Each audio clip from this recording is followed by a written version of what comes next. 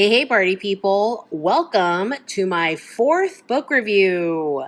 In my book reviews, I focus on books I think would be helpful or interesting to fashion designers and illustrators. This video is not sponsored. I bought all these books with my own money, and we're going to go over what books I think are not helpful at all and what books are absolutely delightful. And I have the titles, author names, and ISBNs in the description box below. Let's start with The Fine Artist's Guide to Tools and Materials. This is a really great reference. It has tons of info. It's well organized. It's easy to use. And I highly recommend it for all people, not just fashion people, to get into drawing and illustrating by understanding the medium. A lot of it is pretty objective. It's about this is for this, and here are the pros and cons. And it's not about brands. It's not about author preferences. So you have this section here, surfaces and supports. So paper and canvas, mostly. And then alternative supports like metal and stone, media, matchup charts. And then you have your drawing materials. So we have graphite, charcoal, Conte crayon, oil pastel, color pencil, pastel drawing pens. This is cool, this medium comparison. This is graphite on medium drawing paper, charcoal on gray tone paper, etc., etc. You know, talk about different color pencils and when it would be good and, you know, how it performs on different papers and different techniques that you can practice. And then this is your painting section. And it has watercolor, gouache, acrylic, oil. Even gets into varnishes, which is not something I know anything about. I was like, why is there food pictures now? Walnut oil, safflower oil. I thought it was deformed garlic for a second there. Talk about oil paints, drying times for different colors. Like, it's very thorough. Different techniques that you can use. Spattering, sponging, scraping, stippling. Brushes used for acrylics, gouache, watercolor techniques that you can practice. What is granulation and what is flocculation? Other than two very fun words to say. Flocculation. Working with gouache. And then studio and storage in the back section. Tables, easels, lighting. Nice book. This is What People Wore When, a completed illustrated history of costume. Basically, they're saying that they are deriving their information and they're redoing illustrations, incorporating illustrations from two famous works from Rastinet and Hottenroth. Please don't make me say this whole title. Okay. It's all these illustrations using those two texts as their reference. And you can tell by the style it's been done by different people. That doesn't really bother me, though. It's nice that they go over different countries. So many historical texts tend to focus on Europe. You know, yeah, they do say that there was extensive research to fill in gaps and correct errors from Rastinet and Hottenroth's original texts.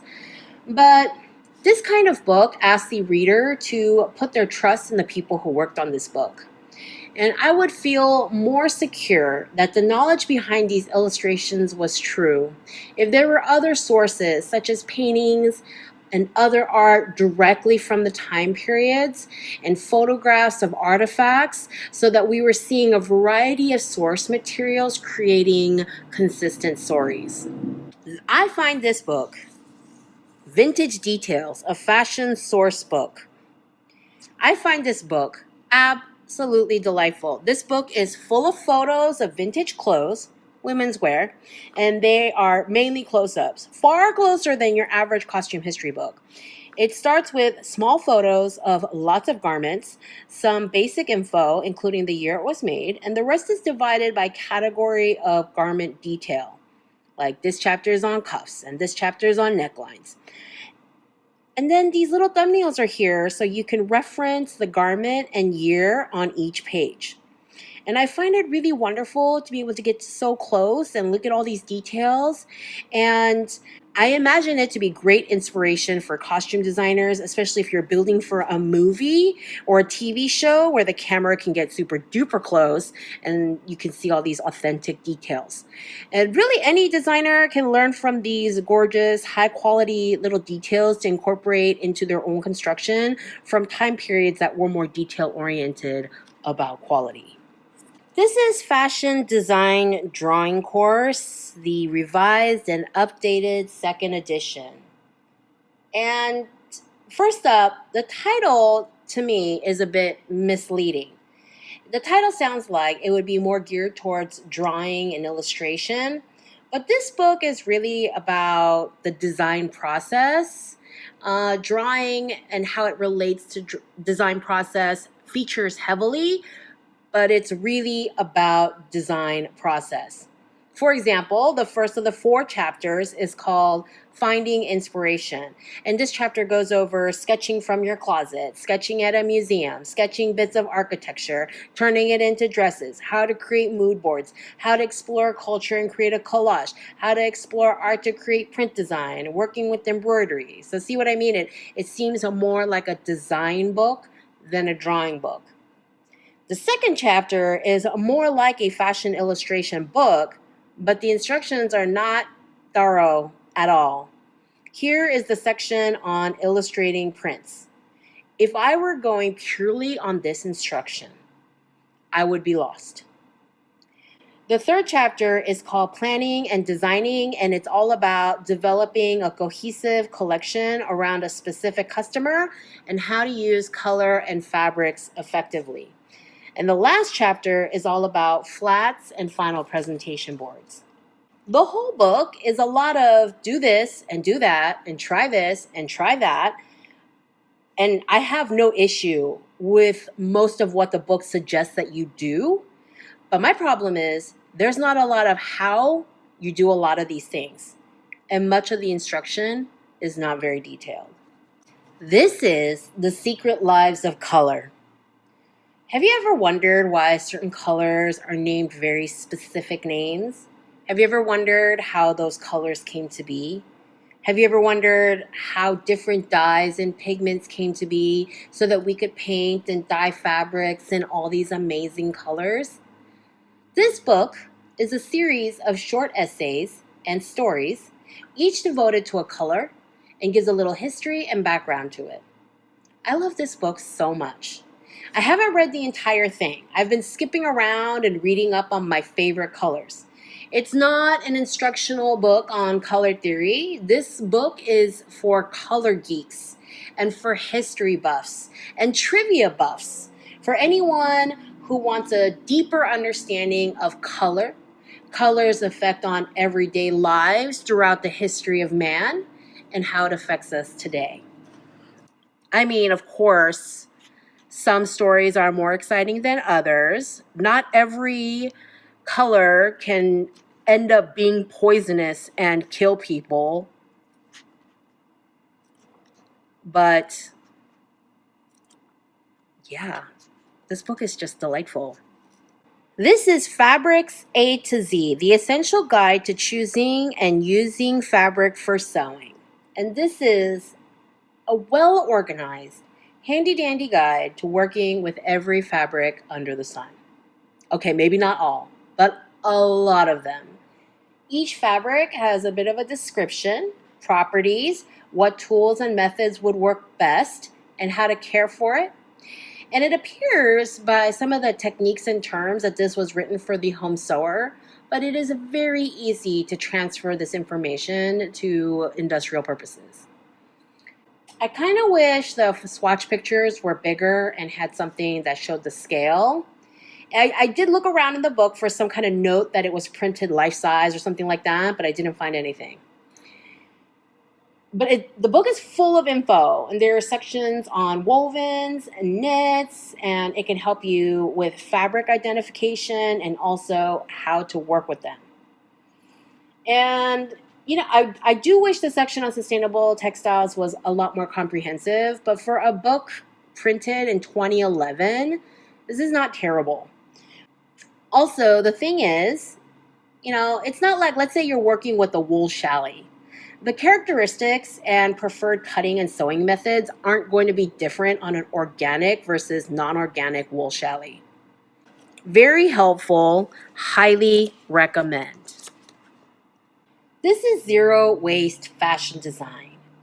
And zero waste is a term used to describe a kind of pattern drafting and cutting that uses the entirety of a block of fabric.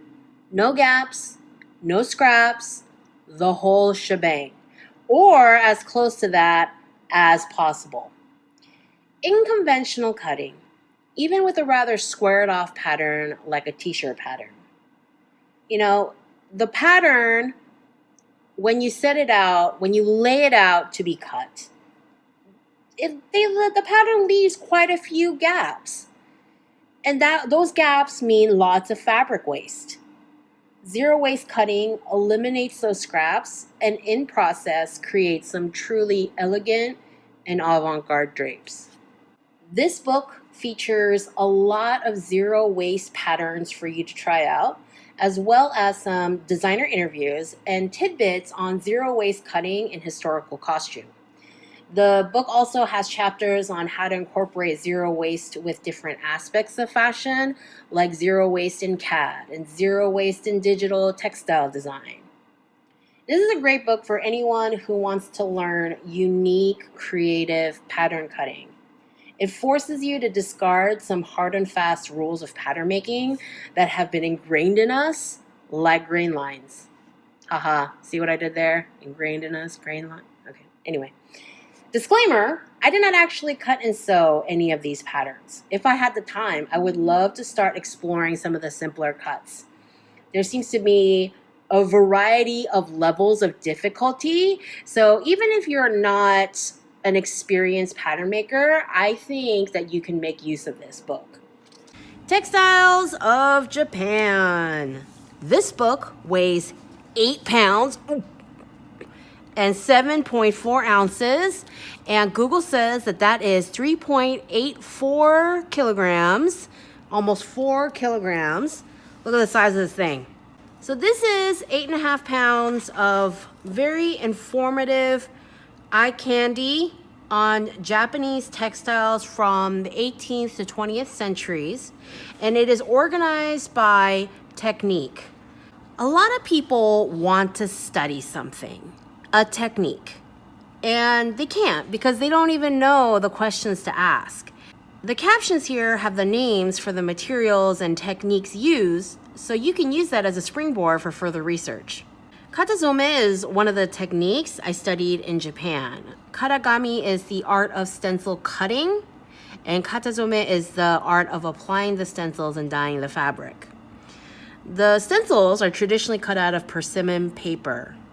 So the workshop that I attended, the workshop students received in the mail before the workshop 3 sheets of persimmon paper, and we were told to create designs in I think like a 3 by 5 inch box and then cut them out with a blade. We took our stencils to Japan, and our sensei's assistant affixed this mesh over our design to strengthen our paper stencils. Honestly, I think that he added the mesh because we're clumsy beginners and because I saw a ton of professionally done stencils that did not have the mesh. So then we laid the stencils out on white fabric and we applied the paste. And if you want to create a repeat, the actual professional stencils have registration marks so that you can keep repeating the pattern all the way down the fabric. And yes, kimono fabric is indeed that narrow. Once the paste is dry, you do the indigo dipping process, wait for the indigo to dry, and then wash the paste off. And here are my amateur efforts. It's a simple, straightforward process that's not hard to understand, but hard to execute perfectly. And there's something about knowing a bit about the process that makes me appreciate masterful work that much more. Or, you could just look at the pretty pictures and be inspired. One final note, fashion magazines. When I was gathering my notes for this video, I figured the last time I bought a fashion magazine was in 2016 for my fashion design process videos. And I honestly cannot tell you when I bought a magazine, like a paper magazine that wasn't for teaching demos, but just purely for my enjoyment. I went to Amsterdam in late March, and I picked this up at the airport, and I read this on the plane, and it was so nice. The whole experience of reading a magazine was so nice. I didn't even know how much I missed it.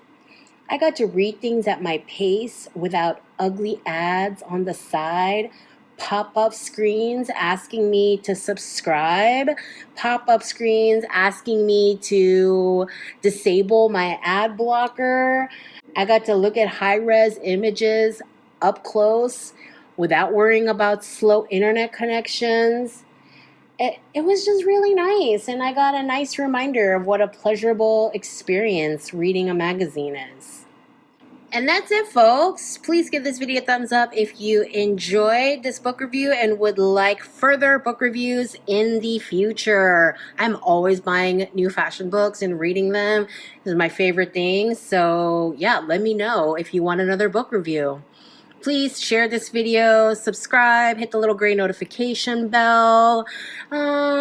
You know, all the ways you show me love. Check the description box for information on the books, links to my social media. Go to zoehong.com to sign up for my email newsletter, and I will see you in the next video.